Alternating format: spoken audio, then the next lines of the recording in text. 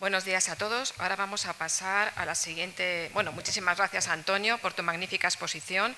Y vamos a pasar a la siguiente exposición que la va a presentar Octavio Pérez Luzardo sobre la problemática de la implantación del CER en entidades locales. Voy a dar un segundo.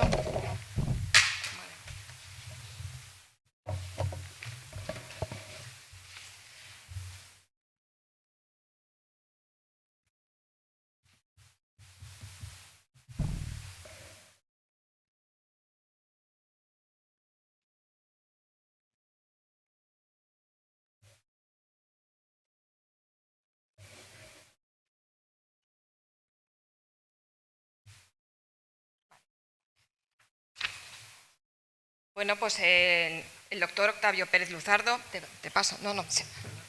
No.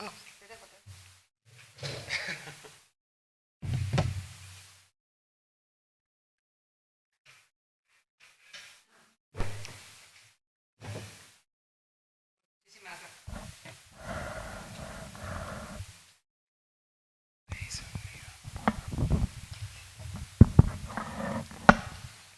Bueno, Octavio, muchísimas gracias por venir aquí a este encuentro, a estas jornadas. Bueno, decir que el doctor Octavio es catedrático de toxicología y director de servicio de toxicología de la Universidad de Las Palmas de Gran Canaria. Se ha especializado en el campo de la toxicología ambiental y forense. Ha trabajado en proyectos de conservación de la biodiversidad y en la investigación pericial del maltrato animal, como por ejemplo con los envenenamientos de las colonias felinas. Es responsable del proyecto GC Cat Count, que estudia las dinámicas poblacionales de gatos comunitarios, y del diseño de planes de gestión integral de las poblaciones de gatos para las administraciones públicas. Ha dirigido más de 14 tesis doctorales y es autor de más de 150 publicaciones internacionales. Así que es un honor que estés entre nosotros, Octavio, y adelante. Bueno, pues nada, muchísimas gracias, Cristina. El honor es mío realmente estar en estos foros, invitado además por la Dirección General de Derechos de los Animales, con la que venimos trabajando ya desde hace un tiempo, y en el Ayuntamiento de Parla siempre es bueno encontrarse en ayuntamientos pet friendly, o sea, animal friendly, vamos a decir, no pet, sino animal friendly, que no son tantos, aunque esperamos que esto ya vaya siendo un efecto de bola de nieve y se vayan sumando cada vez más, ¿no? Mi charla, está puesta ahí la foto esa, que puse el otro día en una jornada en el Congreso de los Diputados, porque efectivamente me gusta empezar estas charlas de gatos hablando de una imagen que resume qué es lo que les voy a contar, ¿no? Una historia siempre tiene dos caras, ¿no?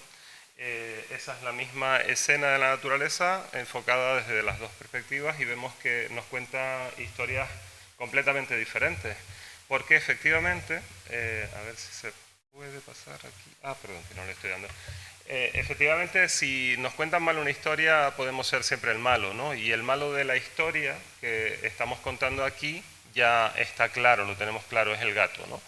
Entonces, ¿por qué hablarle a los municipios del por qué el gato no es tan malo? O, digamos, estamos equivocando el mensaje que se transmite a los ayuntamientos y eso genera habitualmente inacción en muchos casos, ¿no? Bueno, nosotros estamos ya viendo de forma reiterada en los medios de comunicación ya con una cadencia casi cotidiana, noticias que nos hablan de los grandes males de los gatos sobre distintas cosas. Ahora hay mucho foco puesto sobre la biodiversidad, pero también la salud pública y todo son noticias negativas. Es muy raro que en prensa en los últimos tiempos se hable bien de esta especie, se hable bien de los gatos.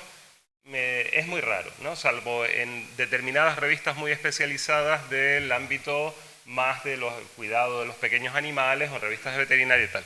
Todo lo demás que se está trasladando al público general son noticias de tintes bastante negativos Y realmente esto no ayuda. Realmente uno se lee todos estos titulares, todos los artículos que van debajo de esos titulares y son todos iguales. El mensaje es realmente casi una consigna, ¿no? Esto parece, hombre, yo no tengo pruebas de ello, pero pareciera una campaña de reacción a la aprobación de la ley que ha generado muchísimo rechazo y que, sorprendentemente, cuando estamos en aras de buscar una solución para un problema que existe, que es el de la sobrepoblación de gatos, pues se nos... pues se nos dan mensajes que o recibimos el input de que se quiere frenar eso, ¿vale? Y seguir en el statu quo en el que estamos, que es no hacer nada y que el problema siga creciendo. Entonces, a mí eso no deja de sorprenderme, sobre todo cuando viene de gente del mundo de la ciencia, del mundo de la intelectualidad, y proponen que la solución para el problema es no hacer nada o hacer cosas que nunca han funcionado. Esto es lo que un poco yo les quiero contar, pero para ponernos en situación, a mí me gusta siempre hacer preguntas. ¿Alguien sabe, antes lo dijo Sergio, no sabemos cuántos gatos hay en España? No sabemos cuántos gatos, ni siquiera cuántos gatos con propietario hay. Se nos dicen cifras que van en una horquilla entre 2,5 millones a 4 millones, pero realmente el número exacto nadie lo sabe. ¿Y por qué no lo sabe nadie el número exacto? Porque los gatos no están identificados, registrados, solo un pequeño porcentaje actualmente es voluntario y se estima aproximadamente que únicamente me voy a quitar las gafas porque si no no veo la pantalla y a ustedes los veo así en la nebulosa, pero después les pongo cara. El número de gatos que se identifican en España con chip es menos del 10% de los que hay. Esos son datos estimados de la Fundación Affinity. Y al menos el 15% de los hogares en España tiene gatos. No necesariamente uno, entre 1 y 3, ¿no? Y además muchos gatos no van jamás al veterinario, es sorprendente, pero a fecha de hoy es habitual que haya gatos que pasen por esta vida sin una vacuna, sin visitar a un veterinario. Pero bueno, haciendo, como decía antes también Sergio, la cuenta a la vieja, podemos decir unos 3,5 millones de gatos aproximadamente, con propietario. Pero sin propietario, entonces ya ¿a qué números nos vamos? ¿A qué cifras oficiales nos vamos? Ni idea. Es muy difícil estimar los gatos sin hogar. Hay una especie de relación que podríamos decir que hay un gato callejero por cada 20 habitantes, que es una cosa súper grosera, pero vamos, que de trazo grueso podríamos decir que entonces eso nos arroja una cifra de 2.300.000 gatos viviendo en las calles, ¿vale? Eso es muchísimo en todo el país, claro, y evidentemente no distribuidos de forma homogénea. Eso significaría unas 120.000 colonias, si decimos que las colonias tienen 20 gatos, que no todas las tienen, ¿no? O 18 gatos, y eso está constantemente alimentado por unos 150.000 abandonos nuevos cada año. O sea, los números son abrumadores, y detrás de eso hay una masa de personas que están representadas por algunos de ustedes hoy aquí y por los que nos siguen en streaming, de unas 90 o 100.000 personas que dedican gran parte de su tiempo libre, de su esfuerzo, de su ánimo y de sus recursos económicos a cuidar de estos animales sin hogar, que son responsabilidad de la administración. Y a todas estas hay muchos ayuntamientos que miran para otro lado porque el problema no es de ellos, ¿no? Entonces tenemos todo este caldo de cultivo encima de la mesa. Entonces, claro, toda esa masa de gatos puede generar problemas, de hecho lo hace, en ocasiones pasan desapercibidos. Es verdad que el gato tiene un carácter, pues el que tiene, ¿no? que pasa desapercibido siempre que puede, pero puede generar conflictos vecinales, ¿no? Puede generar... Estos me gusta ponerlos con la boca chiquitilla porque no entiendo los conflictos con los cazadores de los gatos, nunca los comprendo, pero se supone que los gatos comen presas cinegéticas y eso no gusta pues a los colectivos cinegéticos. Pero bueno, yo ese conflicto no lo veo como tal conflicto, aunque es verdad que los cazadores ponen mucho énfasis en que se controle a los gatos. Perdón. Y los dos de abajo que sí que me preocupan y me voy a detener un poco, son los riesgos para la biodiversidad y la salud pública. Con respecto al primero de ellos, los riesgos para la biodiversidad existen. Es verdad que los gatos son depredadores muy eficientes. Entonces, los gatos en determinados ecosistemas, en determinados espacios, pueden generar problemas, ¿vale? ¿Son tantos problemas como los que se nos venden en los titulares de periódico? Pues no, y no se puede responder categóricamente, porque en un espacio concreto puede ser un problema. Por ejemplo, se me ocurre la isla de la Graciosa con nidos, aves nidificantes, uvaras, por ejemplo, que es una especie endémica de la que quedan muy poquitos ejemplares, y haya un gato que se especializa en depredar sobre nidos de uvaras en época de cría, pues evidentemente eso es un conflicto y un problema que nos afecta a todos, porque la biodiversidad también nos va a todos los que estamos aquí, ¿no? ¿Es el depredador invasivo más dañino que se conoce del mundo mundial? Hombre, eso ya es igual venirse un poco arriba. Y si encima lo decimos en nombre de la ciencia, la totalidad de la ciencia, es cuando a mí me chirría. Y es por lo que yo al final he acabado en estos foros, porque claro, en la presentación Cristina decía que yo me dedico a la toxicología, y eso me ha puesto como una especie de punto intermedio entre la biodiversidad, que resulta envenenada, y las colonias de gatos que resultan envenenadas frecuentemente. Nosotros hacemos toxicología forense, nos encontrábamos con la situación paradójica de que para preservar la biodiversidad, no necesariamente desde el ámbito de la conservación de la biodiversidad, pero este mensaje negativo que se transmite constantemente demonizando a los gatos, hace que se atente frecuentemente contra ellos. De hecho, nosotros hemos encontrado un recrudecimiento en los últimos tiempos de los atentados contra los gatos, ¿no? Y se pone veneno para envenenar una colonia, y esto acaba afectando a la biodiversidad de forma muy severa, con lo cual es una especie de círculo perverso. Y yo recibía inputs de entidades de protección animal y de asociaciones de conservación, incluso de las administraciones públicas, y al final digo, pero es que aquí no se está haciendo una gestión, no se está solucionando el problema. Unos están tirando para un lado, criticando a los gatos, otros están criticando a los conservacionistas, y aquí la casa sin barrer. Y en medio, la ciencia condena al gato. Pues no, toda la ciencia no condena al gato. Toda la ciencia no condena al gato, y hay científicos como yo que además, cuando empiezas a estudiarte los artículos que hablan de esto, y llegas a partes que yo controlo más, como le hablaré luego de la salud pública, y empiezo a ver una serie de afirmaciones allí tremendistas que no se corresponden para nada con la realidad española, digo, bueno, aquí hay errores grandes de bulto y exageraciones. Entonces vamos atrás a ver qué hay de cierto también en toda esta generalización sobre depredadores invasivos y dañinos en toda circunstancia y en toda condición. Entonces, les voy a poner nada más que algunos ejemplos. Digo que ese es mi caso, pero fíjense cómo recientemente, hace 3 semanas, la Asociación de Veterinarios Especialistas de Pequeños Animales, AVEPA, a través de su rama de medicina felina, se ha posicionado también y se pregunta, es decir, hizo un manifiesto, no, un posicionamiento de la asociación. Es una asociación que agrupa cerca de 6.000 veterinarios en España, especialistas en pequeños animales. No es un cuerpo, no es una asociación pequeñita, ¿no? Y se plantea más o menos esto mismo que yo les voy a contar. Es decir, ¿hacen daño para la biodiversidad? Sí, pueden hacerlo. ¿Es tanto como se nos dice? Vamos a no cargar las tintas exageradamente y vamos a ver por qué. Lo primero que nos dice siempre, todos los artículos empiezan diciendo que el gato es una especie exótica e invasora de las peores que existen.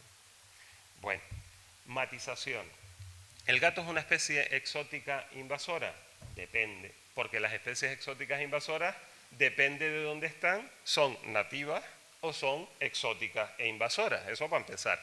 Quiere decir que aparecer en un catálogo de exóticas e invasoras no quiere decir otra cosa que es que se han documentado sitios donde esa especie hace daño porque ha sido introducida, es exótica, y además tiene unas tasas de proliferación y de naturalización en el sitio que pueden hacer daño, y eso hay que, digamos, catalogarlo y probablemente en algunos casos tomar medidas. El gato está, por tanto, recogido junto con otras 17.000 especies en el catálogo de la Unión Internacional para la Conservación de la Naturaleza, porque evidentemente si nosotros cogemos un santuario marino de aves en el Pacífico, un islote de 80 kilómetros cuadrados por decir algo, y allí no hay vertebrados, no hay mamíferos, y ahora llega un barco hace 60 o 70 años de tal y deja allí 6 gatos. Aquello es una especie exótica e invasora porque esos gatos empiezan a criar y al final se acaban comiendo, porque además tienen que comer todo lo que allí está criando, bueno, que puede generar un conflicto para la biodiversidad. Pero en España, el catálogo de especies exóticas e invasoras, que lo pueden consultar ustedes, está publicado en el Ministerio de Transición Ecológica, la última versión actualizada, no recoge al gato de ninguna de las maneras. No recoge al gato ni el catálogo nacional ni la ampliación del catálogo que existe para las Islas Canarias, publicado por Real Decreto en el año 2019. Claro, las Islas Canarias tienen una consideración aparte por la biodiversidad tan, digamos, frágil que tenemos por allí. ¿Y por qué no está el gato en las listas españolas? Es más, no está en ningún país europeo. De hecho, habrán visto en los periódicos que en Polonia se quiso hace poco introducirlo en el catálogo y lo tuvieron que retirar porque digamos, los argumentos para introducir al gato en el catálogo polaco no se sostenían por ningún sitio y desde la Unión Europea se les tiró de las orejas y aparte que, bueno, vieron que la reacción de la sociedad fue brutal. ¿Pero por qué? Porque el gato no cumple los criterios para ser exótica en España porque lleva como mínimo 5.000 años con nosotros. El gato tiene una relación de comensalismo con el ser humano y realmente no viene el gato de ahora y ni es un problema nuevo, ni es nada que nos haya surgido ahora de debajo de las piedras. El gato, como todos sabemos, se aproximó, es más, es una especie autodomesticada. El gato no hubo que domesticarlo, sino él solo se aproximó a las oportunidades que generaba la agricultura, los roedores que por allí pululaban, y era una relación, pues eso, de mutuo beneficio, es decir, a este me mantiene libre de plagas esto, se come las ratas, yo le pongo por aquí agua y le doy 4 carantoñas y le doy abrigo y los cachorros y tal, y aquel feliz de la vida, ¿no? Esa ha sido la relación que ha existido entre humanos y hombres durante, bueno, hay, digamos, documentos que hablan de 9.000 años. Vamos a dejarlo en 5.000, que no está mal.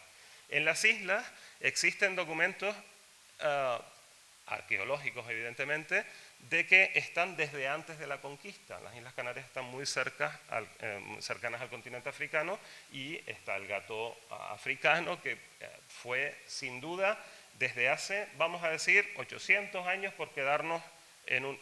Es decir, que no estamos hablando de una exótica que llegó el otro día y que, como, bueno, tenemos exóticas en Canarias. Tenemos la culebra real de California que entró hace 20 años. Eso, y se está comiendo los lagartos como el que come pipas. Aquello está acabando con todos los lagartos. Eso es una exótica e invasora de libro. El gato, yo no entiendo estas alarmas que se disparan ahora de la nada con una especie que lleva 5.000 años haciendo lo mismo. Es más, la especie, el gato ha estado dentro de las viviendas, ¿cuánto? 30 años. Los 30 últimos años ha sido un animal de compañía que ha cogido muchísima popularidad. El gato siempre ha vivido en el exterior. Es verdad que la realidad social y de la configuración de la estructura del mundo ha cambiado, ¿vale? Y yo no digo, bueno, el gato que vive afuera, como siempre ha sido, es que tenemos mucho. El problema es que tenemos mucho. ¿Por qué? Porque no se esteriliza, porque los ayuntamientos no obligan, porque la ley no obliga, porque nadie hace nada, ¿vale? Y aquellos siguen, claro, y encima, como se ha cobrado popularidad como animal de compañía, el favorito prácticamente en la mayor parte de los países europeos, y lo está haciendo en España también, y en España se abandonan muchos animales, pues se abandonan muchos gatos. Lo mismo que se abandonan también muchos perros. Entonces, claro, hay cada año 150.000 animales nuevos en la calle, que hay que gestionar. Vale. Hay una publicación que también yo cuestiono mucho, que se usa además para generar mucho miedo, mucha alarma y mucha crispación, diría.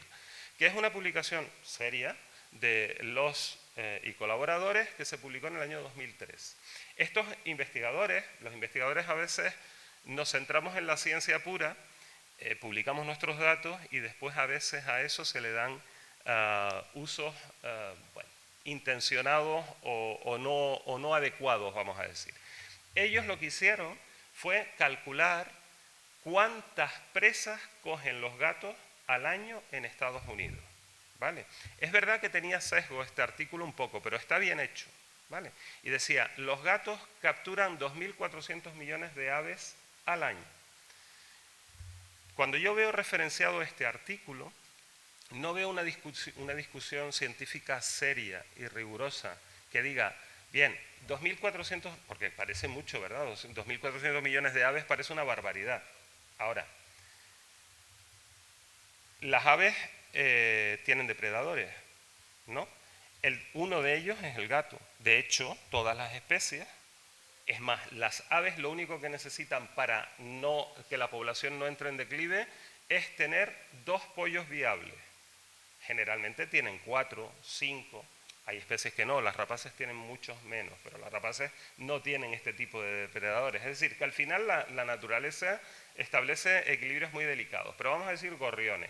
No, pues una nidada de gorriones pues tiene 6, 7, 8. Bueno, esos la mayoría van a morir. Se los coma un gato, se caigan del nido, venga un viento y tire el nido, venga el ayuntamiento y pode los árboles cuando no toca, ¿verdad? Y muchas cosas de este estilo. Entonces, ¿son muchos 2.400 millones de aves? Bueno, en Estados Unidos se estima que la población de aves cada año está entre 65.000 y 80.000 millones, ¿vale? Por lo que los 2.400 millones de aves que cogen los gatos, que es un cálculo, no que nadie los esté contando, sino es un cálculo probabilístico en función de las presas que traen a las casas los gatos que tienen acceso al exterior y una metodología un poquito cuestionable, pero vamos a suponer que es simplemente tantas presas de promedio por número de gatos, tantas millones de presas. Es el 4%. El 4% es una relación depredador-presa de lo más habitual en biología. Quiere decir que el gato es un depredador, eso no nos quepa la menor duda, lo es. Pero es que además también el gato captura 12.300 millones de mamíferos pequeños, entre los cuales están las ratas. Las ratas, los ratones, los conejos y otras especies invasoras, sobre las que ejerce un control eficaz. Si nosotros quitamos al gato de la ecuación, tenemos un problema de sobrepoblación de esos mamíferos y no sabemos cómo eso puede llegar afectando no solo a nosotros, porque tenemos plagas, sino a la propia biodiversidad, porque una rata también come huevos de pájaro y probablemente sea mucho más dañino el efecto que hace esa especie invasora, las ratas o los conejos, sobre determinados hábitats de pequeños otros animales que el propio gato. Cuando nos ponemos a jugar a poner y a quitar especies, nos encontramos con cosas sorprendentes. Este es un artículo publicado no hace demasiado de una isla que es un santuario marino. La isla Isabel, de 82 hectáreas nada más, es una isla que está cerca de la costa de México, está deshabitada, ¿no? Solamente tiene unas cabañas de pescadores allí y está, bueno, básicamente deshabitada. Y es un lugar de cría del piquero de patas azules y hay otra especie nativa que es esa culebra de ahí, no me acuerdo cómo se llama, esa serpiente que no es venenosa, y están esas 2 especies nativas y otras. Pero el plan de conservación era sobre todo por el piquero de patas azules porque estaba amenazado por ratas y gatos. Y ahí ven la depredación que tenía sobre los nidos de piquero las ratas y los gatos conjuntamente. Se establece un plan de erradicación en el año 95 de los gatos. Se eliminan todos los gatos por medios letales. Se matan los gatos de esa isla todos. Quedan las ratas. Y seguía habiendo depredación de nidos. Entonces dicen, ha bajado, pero no ha bajado lo suficiente porque, claro, el gato controlaba a las ratas, ahora no tenemos gatos, las ratas han proliferado y siguen depredando sobre los nidos de piqueros. Vamos a hacer un plan de erradicación de ratas con raticida. ¿Y qué nos encontramos? Que la serpiente, que era eficientemente controlada por las ratas, ahora es la que se come los piqueros mucho más que cuando había gatos y ratas.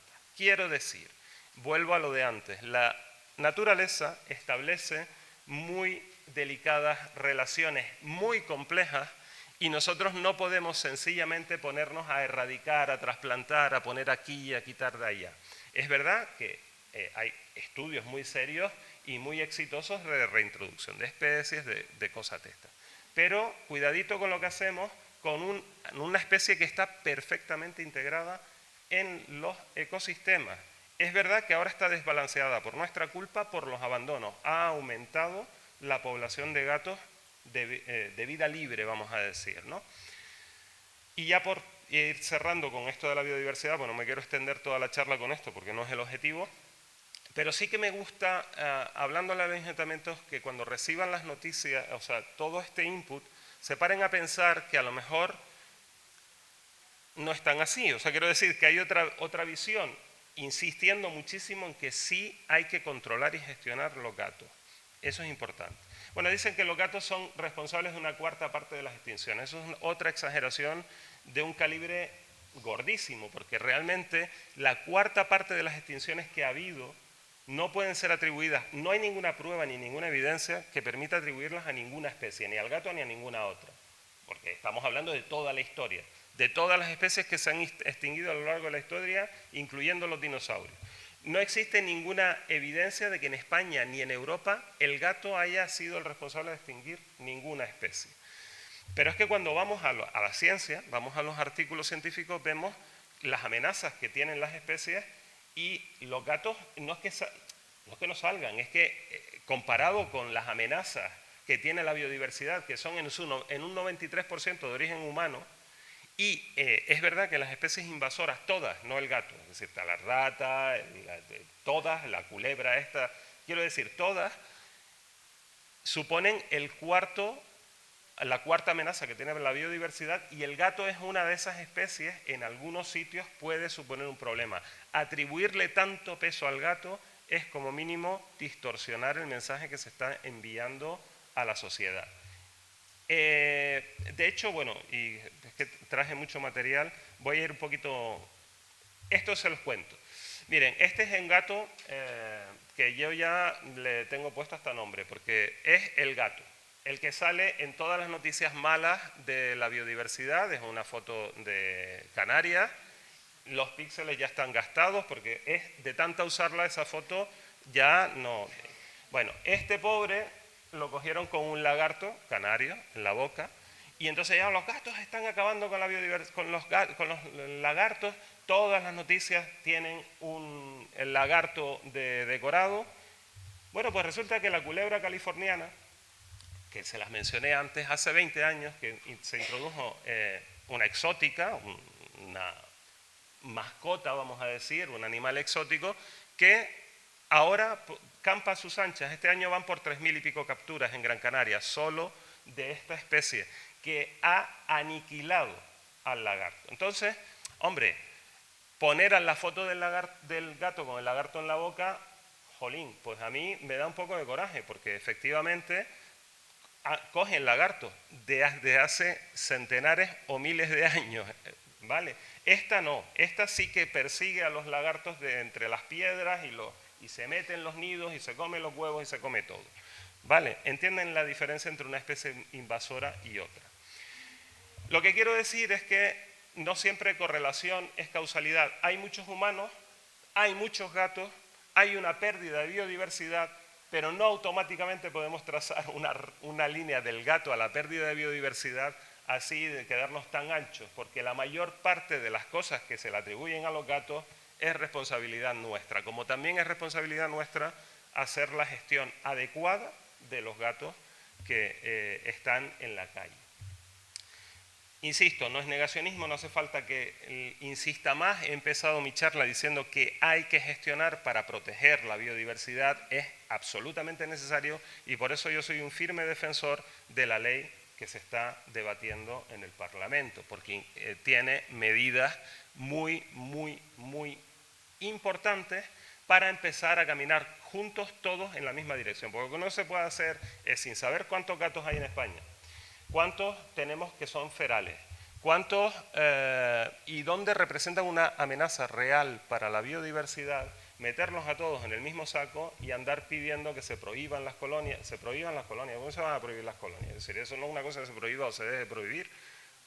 Los gatos están, y cuanto antes nos demos cuenta de que no van a desaparecer por arte de Birli Birloque, pues igual nos ponemos a trabajar en soluciones realistas, porque lo que se está poniendo sobre la mesa como contraposición a las medidas, por ejemplo, SER, que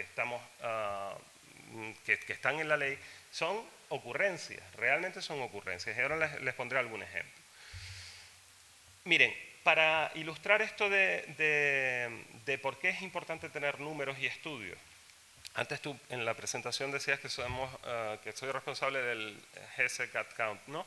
Ese nombre no es nada original porque viene del DC Cat Count, que es este estudio, ¿no? Es verdad que lo estamos haciendo con los mismos investigadores de allá.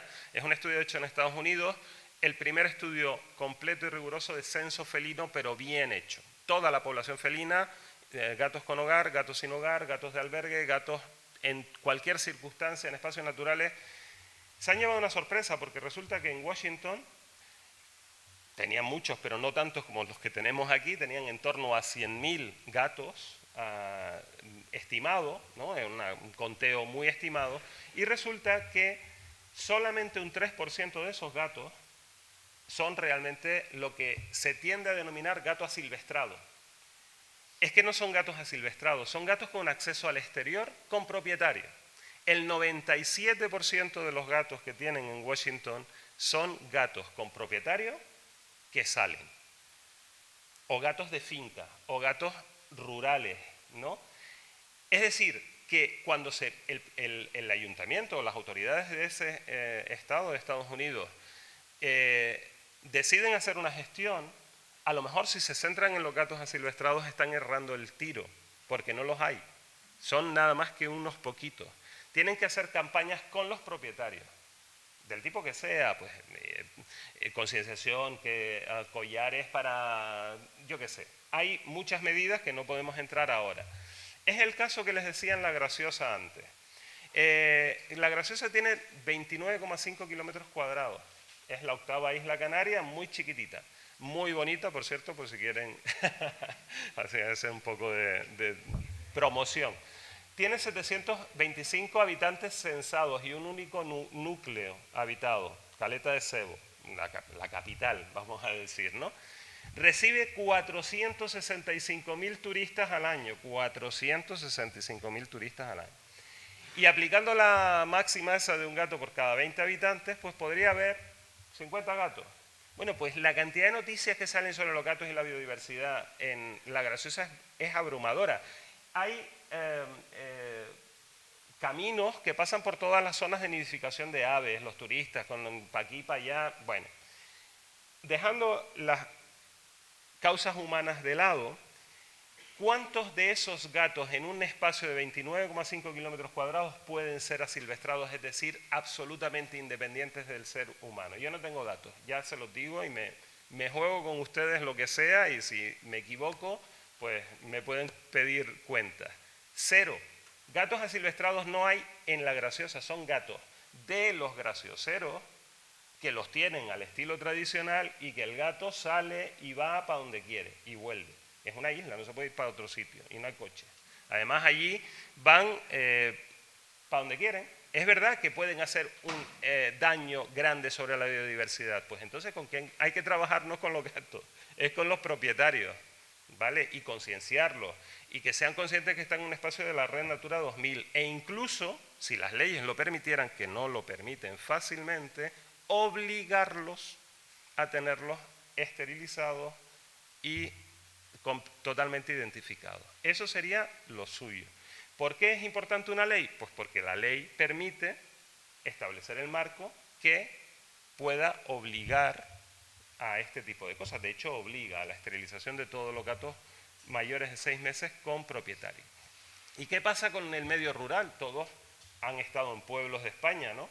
Y han visto, esa puerta es ahora de hace poquito, la sacamos en Segovia. Sí, en Segovia. Eso es una gatera de pueblo típica, para que el gato entre y salga, ¿no? Los gatos están en los pueblos. ¿Qué son los gatos de pueblo? Son asilvestrados, porque la gente los tiene. Y si se los quita, y dice, no, vamos contra los gatos asilvestrados a retirar o por medios letales a los gatos. A esos te los puedes llevar, porque esos gatos tienen dueño. Y si te los llevas, ¿qué va a hacer el dueño? Poner más. Inmediatamente, además. Porque es que además tienen una función, vuelvo y repito, hacen un control eficaz de roedores y al agricultor o ganadero le hace falta, porque si no lo tiene que poner raticidas. Y esto es un dato de una publicación que acabamos de mandar ahora, está en el horno, recién salida.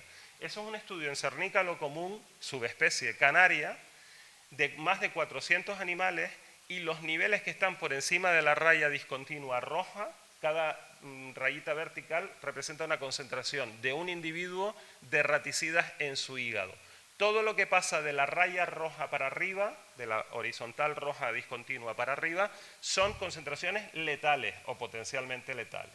Más de la mitad de los cernícalos, bueno, o el 48% de los cernícalos que nosotros hemos analizado, es decir, casi 200 especímenes, murieron de raticidas.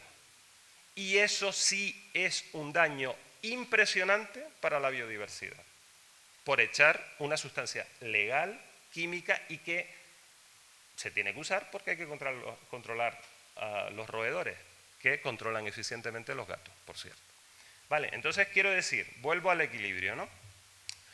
No me extiendo mucho más. Ruth me dijo que me lo tomara con calma, pero yo igual me lo estoy tomando con demasiada calma. Los gatos comunitarios y la salud pública.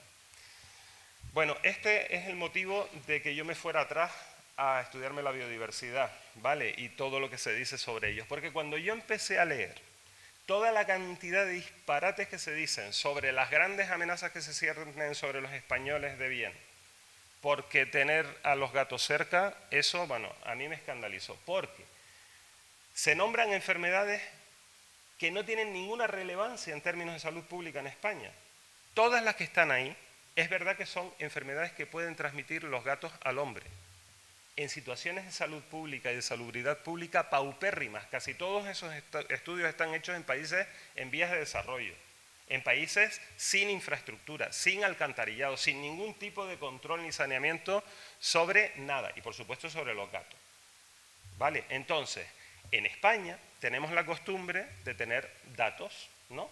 Tenemos un país que lo cuenta las cosas, y tenemos un registro nacional de epizootías y de enfermedades transmisibles, ¿no? De zoonosis y epizootías, que publica la Red Nacional de Vigilancia Epidemiológica. Y esos son los casos de esas enfermedades.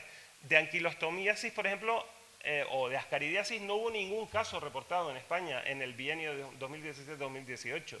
Y de la archifamosa toxoplasmosis, la toxoplasmosis es la enfermedad más prevalente, la parasitosis o la enfermedad transmisible más prevalente en el ser humano. Se calcula que aproximadamente 1/3 de la humanidad es portadora, ha estado expuesta al Toxoplasma gondii y tiene anticuerpos. Alrededor de 2.700 millones de humanos la tienen. ¿Es por los gatos? No es por los gatos, es por los felinos, que casualmente no los gatos solo, los leones, los tigres, los pumas y todos los felinos son el hospedador definitivo de ese parásito, donde ese parásito alcanza el ciclo reproductivo y eliminan ooquistes, es decir, eliminan los huevos al medio. Eso automáticamente significa que el gato es el transmisor de la toxoplasmosis al humano. No, el Toxoplasma gondii está en el ambiente, principalmente en la tierra, ¿vale? Entonces, nos dicen, lo típico, los veterinarios, además hay un manifiesto también de ABEPA de esto, porque estamos hartos de que se abandone gatos por una situación de embarazo. Es decir, no, es que se quedó embarazada y le pega la toxoplasmosis y tal y cual y no podemos tener el gato, pero vamos a ver. Si es que el gato no pega la toxoplasmosis, para que tú contraigas la toxoplasmosis por un gato, tienes que el gato defecar, primero estar parasitado y tener la fase reproductiva activa del parásito y eliminarlo en los heces. Eso solo ocurre una vez en cada gato parasitado. Cuando eliminan los ooquistes, eso lleva un proceso de maduración en las cacas de 48 horas. Por tanto, tienes que dejar las cacas allí 48 horas, después recogerlas con las manos, ¿vale? Y después llevarte las manos y lamerlas. Eso no ocurre, eso no es una vía de transmisión. De hecho, hay un estudio que se diseñó para eso y dice, las fuentes de toxoplasmosis y el gato no está. En ese estudio, entre todas las fuentes identificadas y jerarquizadas de mayor a menor, está el consumo de carne. Fíjense, el no comer determinados tipos de productos cárnicos, poco cocinados y tal, eso sí es una fuente de riesgo importante. Aun con todo, la toxoplasmosis es una enfermedad relativamente asumible. Quiere decir que la que realmente es de declaración obligatoria es la variedad más grave, que es la toxoplasmosis congénita, y esa, en España, en el bienio anterior, ese que les estaba relatando, hubo 2 casos en 2 años. ¿Eso es un problema de salud pública o el COVID es un problema de salud pública? Quiero decir que vamos a poner las cosas en su dimensión. Y ya porque es para morirse de la risa, ¿no? Tu gato te podría estar volviendo loco y el gato resulta que lo relacionan de una forma perversa con la toxoplasmosis, con la forma cerebral de la toxoplasmosis que produce demencia y con una mayor predisposición a tener accidentes de tráfico fatales, disparatillos. Realmente estos son disparates. Lo que sí puede haber con los gatos, y lo hay de hecho, y eso sí que le preocupa a los ayuntamientos, es un problema de salubridad pública, es decir, de colonias mal gestionadas, de ponerle comida no adecuada y en cualquier sitio no retirarla, de plagas, de bichos, de cucarachas. Todo eso es fácil de controlar con una formación adecuada, con un programa de gestión de colonias felinas y de gatos comunitarios. A mí no me gusta hablar de colonias felinas, sino de gatos comunitarios, porque no todos los gatos están en colonias, sino es verdad que son más visibles los de colonias, pero no necesariamente todos están en colonias, y el plan de gestión de gatos comunitarios tiene que incluir necesariamente a los gatos paseantes, a los gatos errantes y a los gatos que no son de colonia, es decir, también a los gatos con propietario. ¿Cómo solucionamos el problema? Bueno, el problema no se soluciona, como dijo un consejero de transición ecológica de un gobierno autonómico ayer, que decía que hay que aplicar decisiones que no nos gustan, es decir, abatirlos como ocurre con cabras y hurones. Eso lo dice ayer con la ley de bienestar animal debatiéndose en el Congreso y, sí, eso es de... Sí, eso salió en prensa ayer, no sé si las declaraciones serán de antes de ayer, pero vamos, que salió ayer. Lo más inapropiado y lo menos oportuno que se puede hacer en política es una declaración de este estilo, ¿no? Ahora mismo, quiero decir, aunque solo sea por oportunidad política, en fin, yo no sé, yo no me dedico a la política, pero vamos, que en fin, no me parece muy acertado. El sacrificio de los gatos no ha funcionado nunca, lo tenemos claro ya, no funciona. Es insistir en una vía que no soluciona el problema, y no lo soluciona sino inmediatamente, porque busca efectos rápidos. Oye, yo tengo gatos aquí, tengo que poner necesariamente aquí los nidos del tututú porque lo voy a reintroducir, me los cargo y esa nidada igual sale para adelante. Y la del año que viene, con suerte, a lo mejor también. La del siguiente ya te digo que no, porque los gatos vuelven al sitio donde estaban. Porque está documentadísimo en esta y en otras especies el efecto de vacío. Si tú, en un sitio donde hay condiciones para que los gatos estén, los retiras, los gatos que queden, porque no los puedes retirar a todos, porque eso es impensable, porque estamos hablando de 2 millones y no sé cuántos, los que sean, no los puedes retirar a todos, porque eso es carísimo, e incluso a veces cuando los retiras existe un efecto rebote. Porque hay muchos gatos, las estructuras de las colonias tienen gatos satélites, hay una jerarquía, gatos que no encuentran acomodo en esta colonia, comen los últimos, siempre están ahí, desde que dicen, allí hay pues para allá me voy. Y se va ese y el de allá y el de allá, y estos suelen ser más permisivos entre sí y forman una nueva colonia que a veces es más grande que la que había, o una nueva comunidad, vamos a decir. Y además es carísimo, no se tiene ningún tipo de control, de ayuda de la gestora, porque nadie va a ayudar a capturar gatos para matarlos, ¿no? Ninguna de las gente que tanto trabaja en favor de los animales sin hogar, pues no van a estar, y eso lo tienen que hacer pagando, y eso lo tienen que hacer pagando de por vida. Por tanto, eso es carísimo. Ahora, como lo de matar gatos no está bien visto, las nuevas tendencias y las nuevas propuestas que hay alternativas a la ley, es decir, bueno, vale, captúralos, esterilízalos, pero no los retornes, es decir, un C, no un ser, sino un C. Captura, esterilización y llévalos para albergues, la entelequia, los albergues inexistentes. Para 2.350.000 gatos no tenemos albergues construidos, y además habría que dimensionar cuánto cuesta construirlo, pero sí que es verdad que la captura y retirada de gatos tiene un encaje, que es con los gatos que van a adopción. Los gatos adoptables hay que sacarlos de la calle, eso por supuesto. Y eso se debe fomentar también desde los ayuntamientos. Es importantísimo que en los programas de gestión se incluyan los programas de adopción, de sensibilización, de prevención del abandono y de adopción de los gatos. ¿Qué gatos son adoptables? Muchos tipos de gatos. Los gatitos, los gatos recién abandonados, los gatos, en fin, muchos gatos. Y los gatos incluso que han nacido en la calle que pueden llegar a ser adoptables, que eso hay que verlo, porque eso puede generar reabandonos y nuevos problemas porque, bueno, no tenemos tiempo de meternos por ahí, si quieren... ahí si hay turno de preguntas, no lo sé, y si no, bueno, pues ya tendremos oportunidad. Evidentemente retirar gatos no soluciona el problema si se hace solamente para trasladarlos a otro sitio, porque es lo mismo que decíamos antes de cuando los matas, matarlos o llevártelos viene a ser lo mismo de cara al efecto vacío. Dejas un vacío, se tiende a ocupar. Esto es un ejemplo. Perdón, tiene una programación de tiempo esto y se va saltando solo. Cuando se hace sin consenso, genera una alerta social tremenda. Esa es una noticia, bueno, no se la voy a explicar, porque hay tantos ejemplos en España que seguro que ustedes conocen más. Eso es una colonia autorizada por el ayuntamiento que se sitúa cerca de un espacio natural y que constantemente la retiran los de otra administración pública de más rango, ¿no? La autonómica, o la insular en este caso, y ahí andan, ¿no? Con los gatos esos pone, quita, pone, pero siempre hay gatos allí, ¿no? Porque entre otras cosas hay un señor indigente allí que tiene como 30 y servicios sociales no se le ocurre quitar a ese señor de allí con sus 30 gatos, sino que al final, bueno, no hay gestión en definitiva.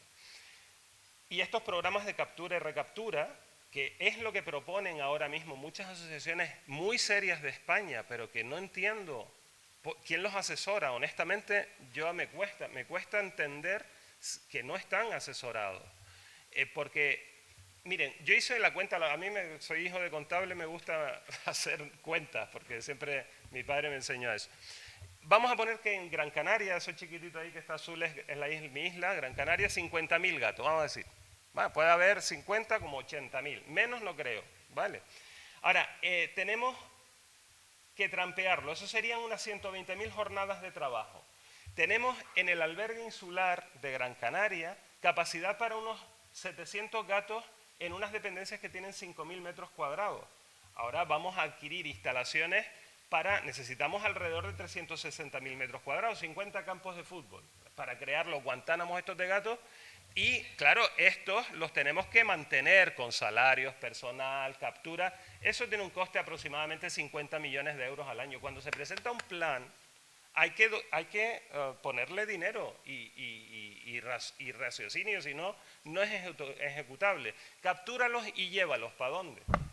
Si es que ese es el problema. ¿A dónde? Aparte, por supuesto, de los elementos de maltrato que supone encerrarlos de por vida y todo este jaleo, que ahí no quiero ni entrar. Pero solamente hablando de dinero, que decía Sergio antes que no hablamos de dinero, pues, si el presupuesto de la Dirección General es de 1.300.000, imagínense para la isla de Gran Canaria mantener un programa de 50 millones de euros al año para controlar los gatos. Bueno, te mandan a la porra los del gobierno nacional y los de la Unión Europea, para empezar, ¿no?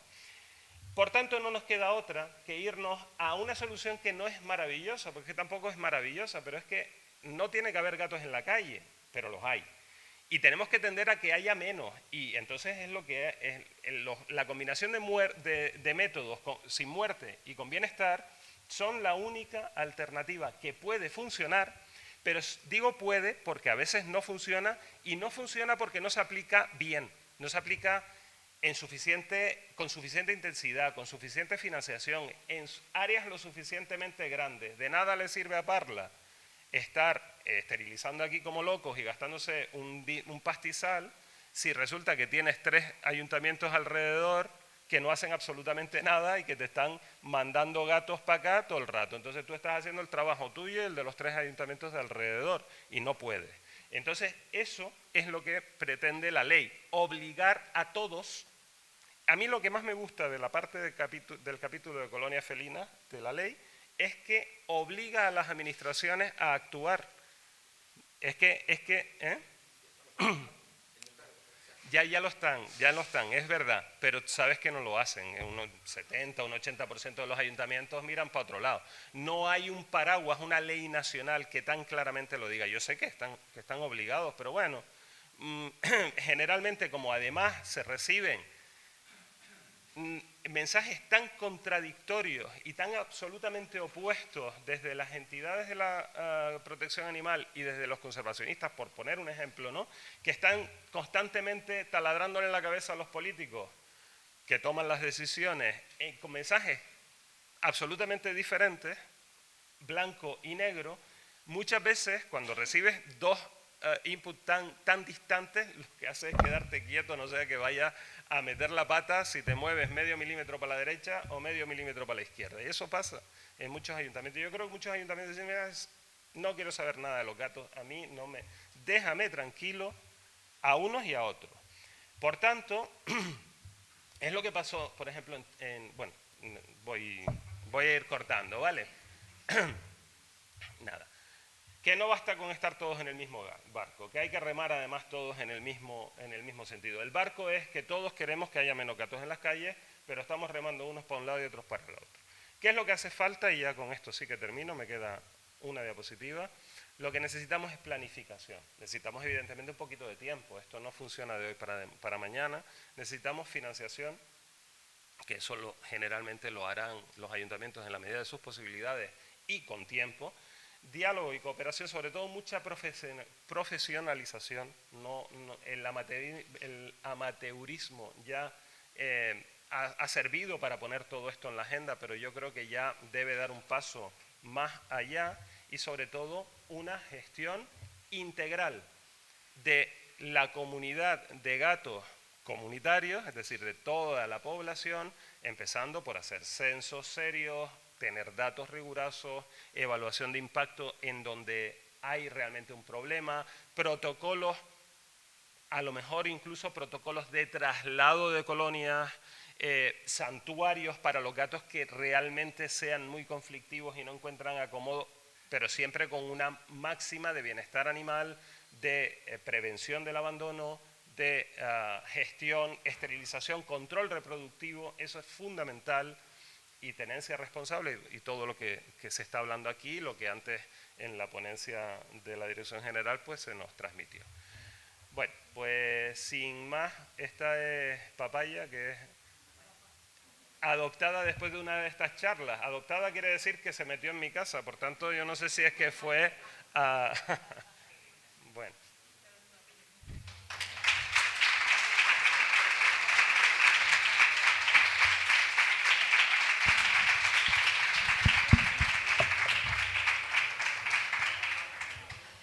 Bueno, Octavio, lo primero, darte las gracias porque para mí la palabra que lo sintetiza todo es una charla absolutamente pedagógica, que nos ha quedado muy claro todos los puntos. Has tocado el tema del efecto del gato sobre la biodiversidad, que realmente el gato es un animal predador por naturaleza, pero que realmente no es el responsable de la pérdida de biodiversidad, que tampoco es el responsable a nivel de salud pública sobre la toxoplasmosis, porque realmente su papel, sí, efectivamente, es un hospedador definitivo, pero no es el responsable de la transmisión.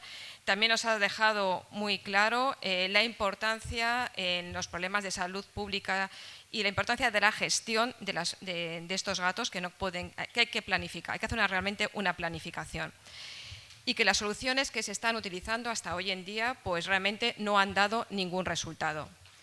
Entonces, has hecho un comentario respecto que en Washington se había llevado a cabo un estudio sobre los gatos para saber exactamente cuántos gatos había y qué comían, de qué se alimentaban estos gatos y si eran depredadores. Y me gustaría saber si está previsto algún estudio en España o en algún lugar de Europa al respecto. Muchas gracias. Pues sí, lo dije, es decir, el responsable del estudio de Washington es un investigador, bueno, porque yo ya seguía, los científicos también tenemos somos followers de los influencers que son poco conocidos, la verdad que es un poco triste, pero son, entonces John Boone es, bueno, un científico, para mí era un referente en esto, porque es biólogo de la conservación y propugna esto mismo que les acabo de contar. Está muy alineado con lo que les acabo de contar. Solo gestionando adecuadamente los gatos podemos llegar a la solución que afecta a la biodiversidad. La gestión necesariamente tiene que pasar por buscar fórmulas nuevas, no se puede buscar la solución a un problema siempre buscando la misma aproximación que no te ha funcionado, porque no lo solucionas. Y entonces se dieron las circunstancias para traérnoslo a Canarias, concretamente para el tema de la graciosa, a las jornadas esas que decidí no explicar, pero que explico ahora, en Teguise. Y bueno, de allí empezamos a trabajar en una especie de plan similar al conteo de gatos que hicieron ellos en Washington, pero en las Islas Canarias. ¿Por qué? Porque necesitamos conocer primero, las Islas Canarias, insisto, son vulnerables, siempre están en el meollo de la cuestión cuando se habla de gatos y biodiversidad. Tenemos que saber cuántos gatos hay, porque no hay datos oficiales, ninguno. Entonces, él es especialista junto con su colega que es matemático en hacer censos de gatos y nos hemos puesto a trabajar y llevamos bastante avanzado, también con el apoyo de la Dirección General, gracias, a un proyecto que le hemos puesto el poco original nombre provisional de GC en vez de DC, Cat Count, ¿no? el conteo de gatos de Gran Canaria. Lo vamos a hacer en la isla de Gran Canaria porque es una isla que recibe 10 millones de turistas al año, que tiene una población y una urbanización tremenda y además hay muchos gatos, es decir, que es una isla, pero una isla muy urbanizada, muy habitada, por lo que las cuestiones que han funcionado en islas pequeñitas deshabitadas no sirven, tampoco nos sirven los planes de gestión del continente o de espacios muy abiertos y nos parece un laboratorio de pruebas muy interesante y lo haremos, nos llevará un par de años, calculo, pero tendremos datos y seguramente serán muy sorprendentes y a partir de ahí podremos empezar a trabajar en el resto del país, en el resto de las Islas Canarias, pero sobre todo para que sirva para toda España, ¿no? Porque con adaptaciones, los planes de gestión, es decir, de censo primero, es que es fundamental. Para tú poder gestionar algo, tienes que saber de qué algo estás hablando y las dimensiones de ese algo. Entonces, para empezar por el principio de los principios, lo primero que hay que hacer es tener herramientas robustas y protocolos de contar gatos, que no es tan fácil, ¿eh? Y ya a partir de ahí empezamos a decir, pues mira, estos de aquí los vamos a gestionar de esta manera, estos de acá, o vamos a empezar por estos puntos a hacer círculos concéntricos, a ir esterilizando de fuera hacia adentro para que no haya fugas, cerrando colonias, haciendo lo que haga falta. Es decir, lo que se llama un plan de gestión integral. En esas estamos. A ver si... Pues nada, pues no hay más preguntas, Octavio. Muchísimas gracias.